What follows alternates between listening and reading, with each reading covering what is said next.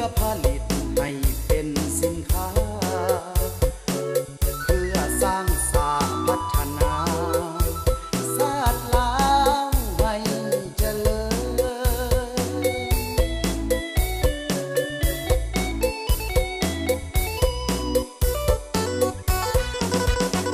คุณประโยชน์ของไม่เกษนาช่วยให้อายุวันนะให้เป็นอาหารพื้นบ้านพื้นเมืองสมดุลรักษาโรคภัยใครเจ็บป่วยความดันเบาหวานช่วยให้ห่างกายยืนนานทนทานต่อพยาธินานา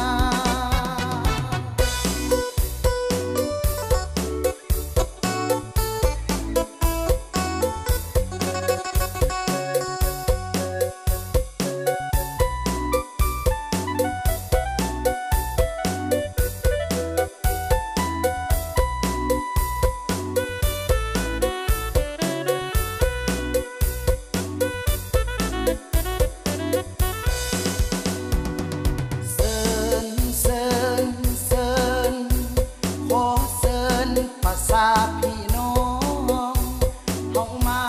ร่วมใจปกป้องรักษาป่าให้สวยงดงามอย่าให้ป่าถือการคุกคามฟื้นฟูป่าเขียวสดงดงามตั้งการถากถางทำลายนั้น